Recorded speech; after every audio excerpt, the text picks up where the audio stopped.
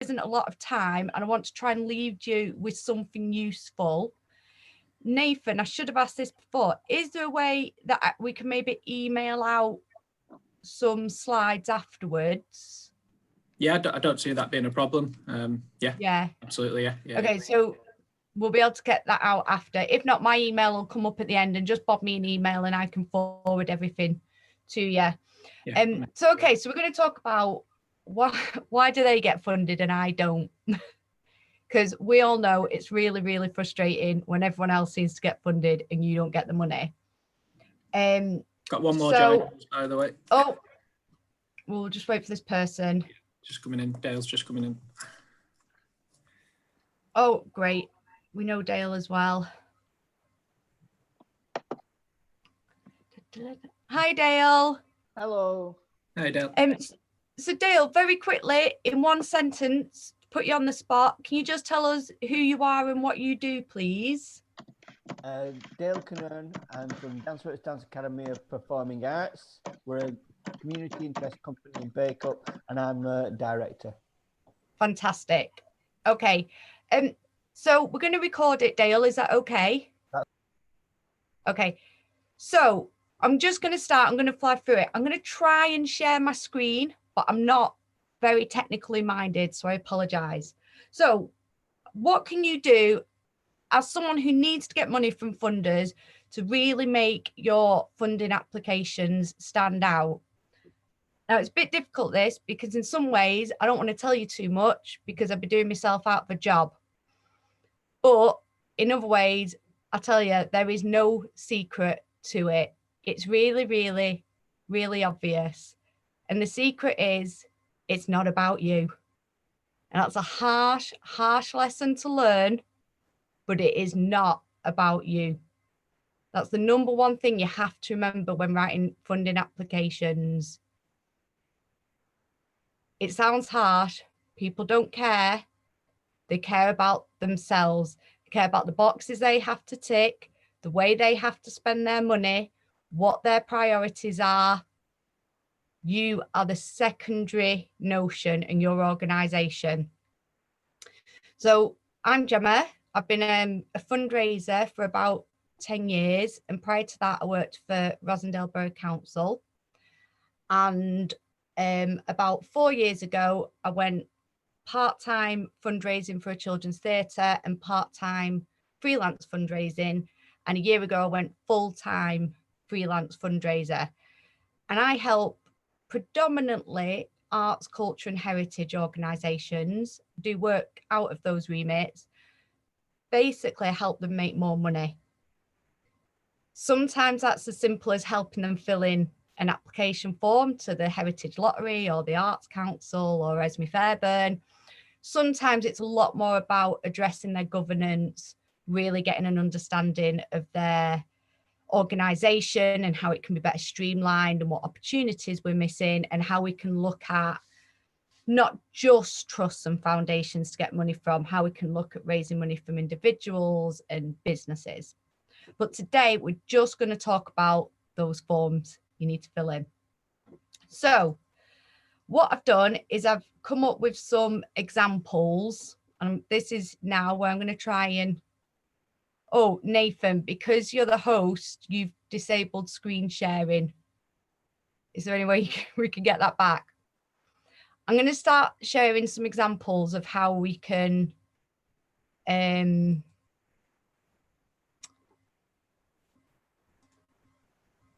how you can really make your application look better. So I've created this charity called Rosendale Connected, very clever. And what I've done is, am I able to share yet, Nathan? Sorry. Sorry, you should be able to now. I can't see anything personally, but you should be able to share. Do you want to try again? Yeah, okay. So I've made this sentence up here about, I know it looks very unprofessional not sharing the whole screen, but about Rosendale Connected, and I've made it up. It's not true, by the way. So 29% of Rosendale residents experienced mental health issues during the COVID lockdown of 2020. with issues ranging from raised anxiety, depression and loneliness. Rosendale Connect weren't able to reach everyone, but supported 300 people with access to additional support and counselling during this time. So that tells you what it does. Do we all agree? Yeah, tells you about Rosendale Connected, puts a nice stat in there. If people like numbers, don't they? It makes it, 300 people have supported. That sounds pretty good. Yeah. But we could make it better, and it could get a bit tidier. We could make it longer. So this is my first attempt to try and make it a bit better. So I've changed the language. We're only using 3 positive language, and I've also simplified it. So during the COVID lockdown, Rosendale Connect reached 300 people with support, including counselling, monetary advice, and practical assistance. I'm saying the same thing, but it's more compact. We're only talking about the positive. We're not saying we were only able to reach 300. We're saying we were able to reach 300, and that's great. So does everyone agree that sounds a bit better? Okay, let's make it even better again. So during the COVID lockdown, like many others, my anxiety levels increased and completing everyday tasks became difficult and unmanageable. To make matters worse, I lost my job, and as a family of 4, I was unsure how to access any benefits to support my family. Rosendale Connected were there for me. So if we come back off,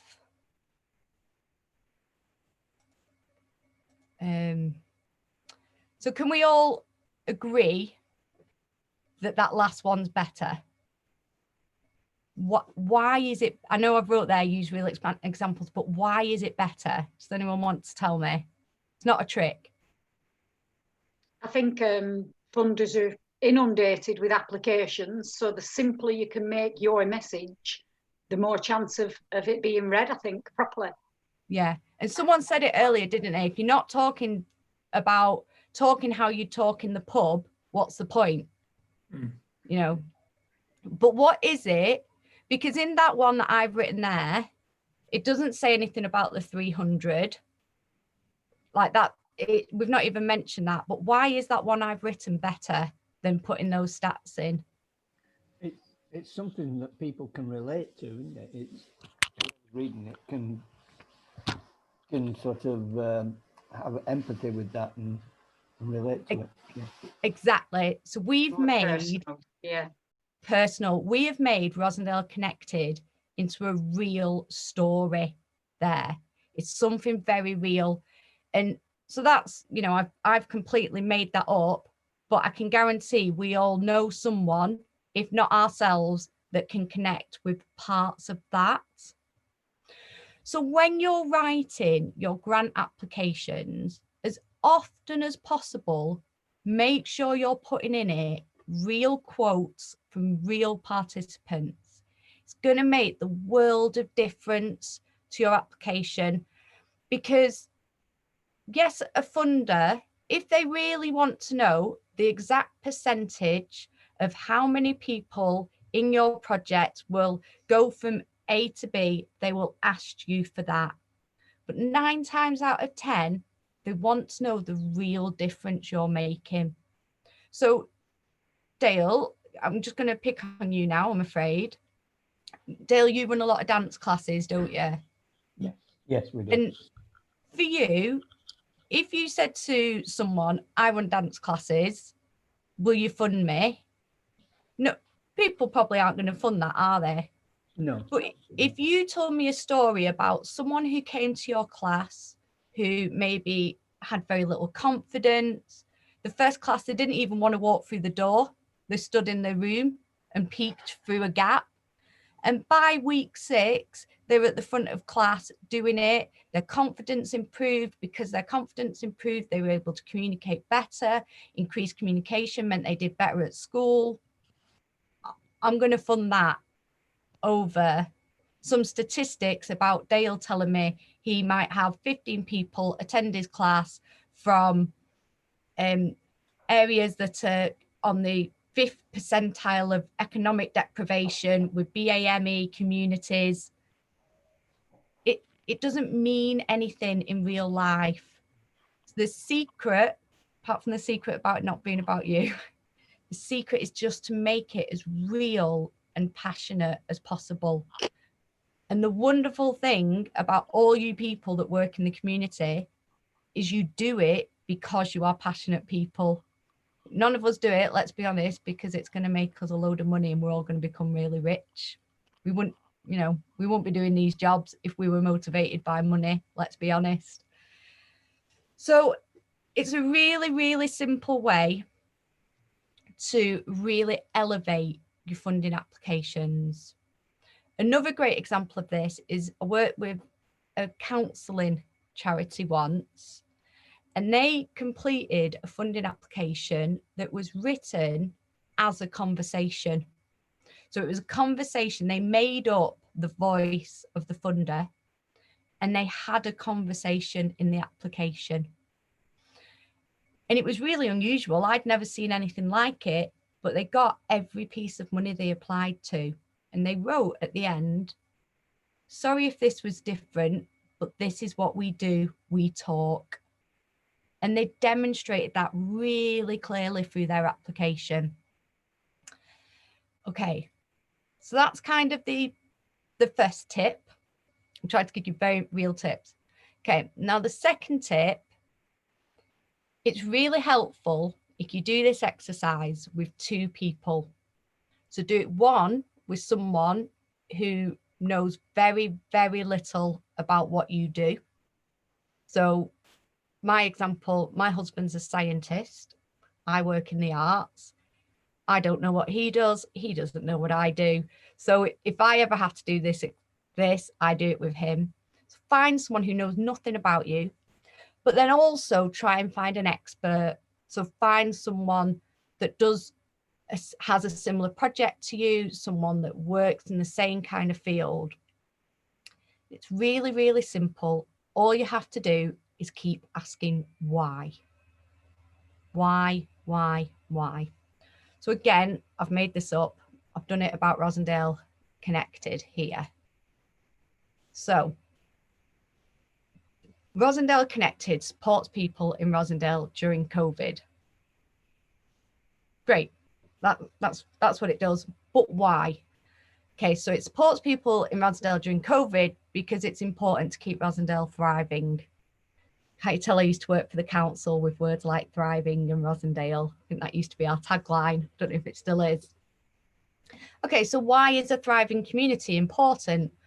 Well, it's really important because without a thriving community, our economy struggles. Well, why is that important? Well, if we have a struggling economy, we have health inequalities, people move out the area, our businesses fail. If our businesses fail, our unemployment will rise. So you have to keep asking again and again and again, why your charity or your organization does what it does and what the importance of that is. So Rod, if we looked at the White Horse Project, you could look at the White Horse Project, and what you do is you provide an opportunity for young people to come together. But actually, if you kept, and I'm sure you wouldn't describe it as that, you know it a lot better than I do, if you kept asking yourselves why, actually what Rod is doing is he's probably saving lives. Without the work that he does, you know, communication would be a massive breakdown. Young people wouldn't have brilliant role models. They wouldn't be encouraged to work harder at school and gain better qualifications that will give them better chances in life. They might not understand what a supportive, loving family or relationship is. So take what you do and keep asking and keep asking. So I've gone even further with this for Rosendale Connected.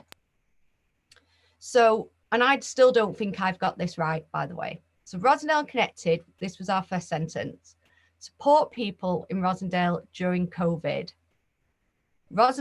And I've come up with Rosendale Connected supports communities to thrive, the economy, people's health and opportunities.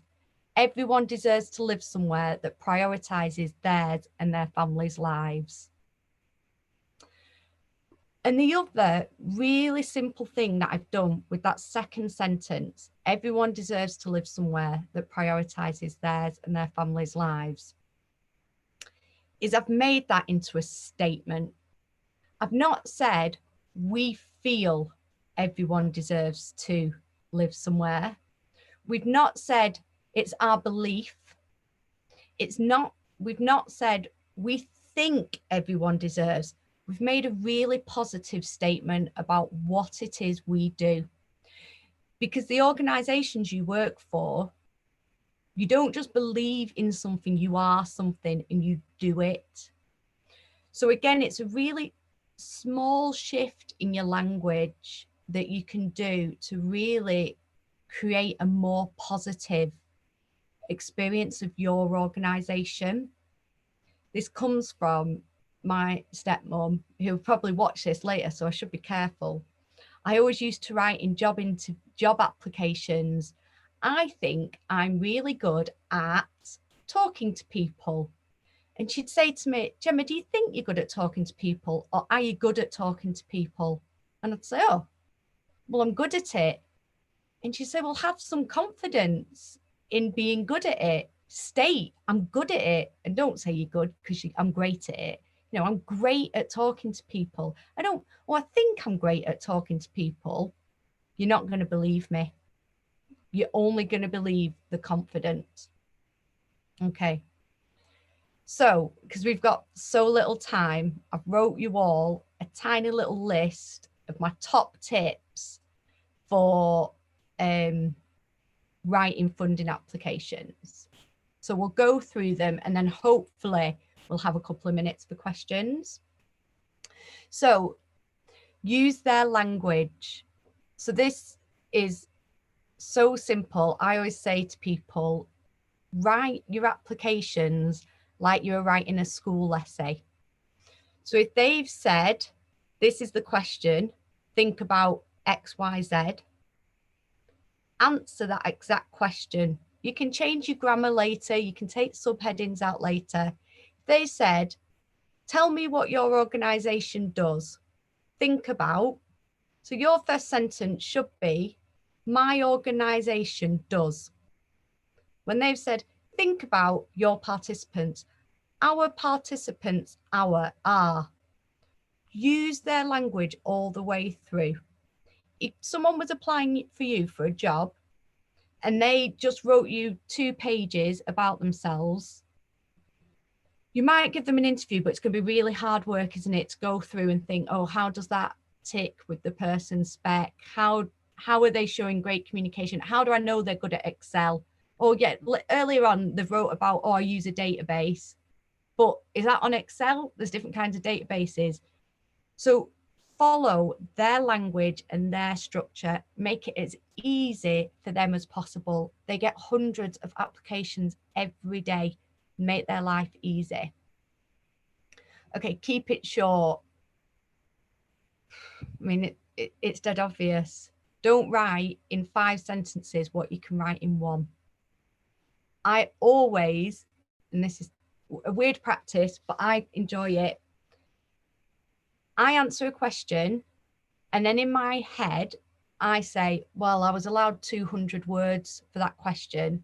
I'm going to try and say it in 100 words. Because by doing that, it'll make me really prioritize what's important to share. I'm probably going to go back and add more words, don't get me wrong, but really focus on getting it really compact and neat. Okay. So next one, ask the right funders for the right fund. I cannot tell you the number of times people say to me, well, what funding is there? What? And I'll say, well, what's your project? Well, you tell us what funding there is and we'll wrap our project around that funding. Just don't do it. Funders can see through it a mile off.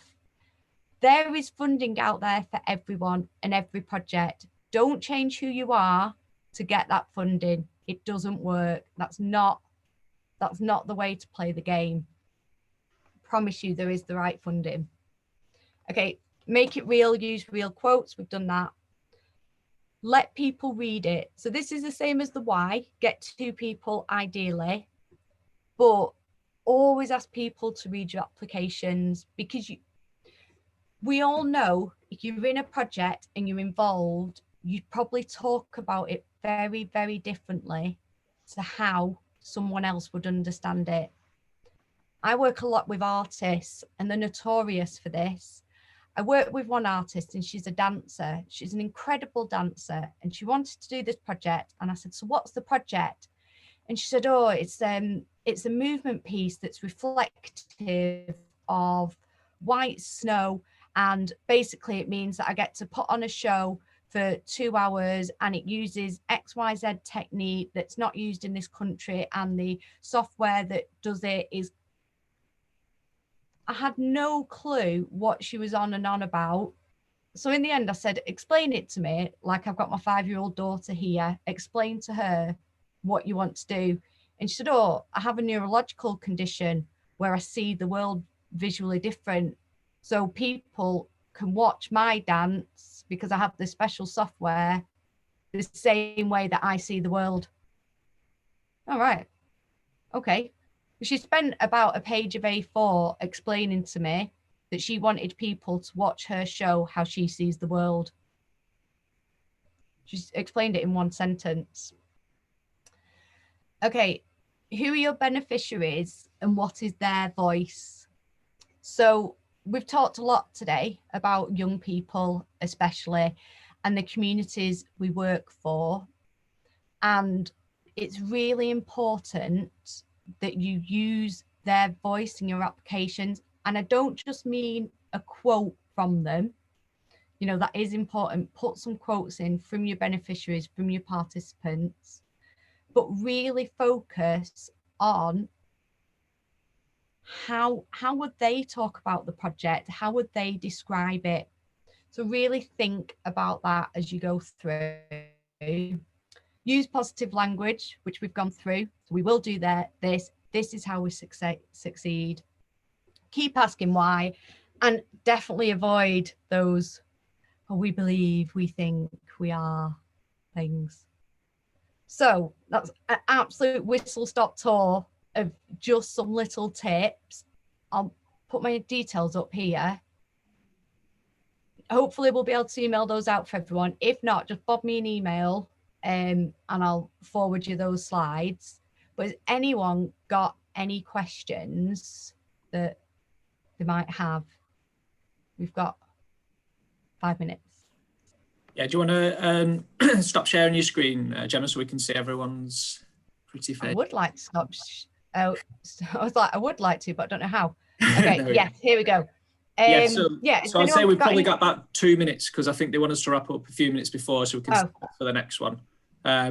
So I have put on the chat function, if you've got any specific questions that you don't think we'll be able to answer in the next 2 minutes, just put them on the chat, so maybe Gemma could drop you an email. But if there's any questions right now live that you'd like to ask, or are you all amazed and ready to go for your next funding bid? I suppose one of the questions that, come on. You got one? Yeah, I was just going to ask. Obviously, we are in the situation of a COVID crisis, but some of the funding that you might want to do, it goes beyond. Is there a danger that you fall into the trap of getting stuck with where we're at now, and really you need to be looking longer term? So I suppose I'm just wondering about falling between 2 stools on that. Sorry, Rod, do you mean that a lot of funders are kind of just funding COVID relief work? Well, no. I'm thinking about the application. You know, you might have a longer term project, but you're stuck in COVID at the moment. Yeah. And you actually start to write the application from where we are now, when you should be looking at the longer term. Is it an issue? I think it's not an issue.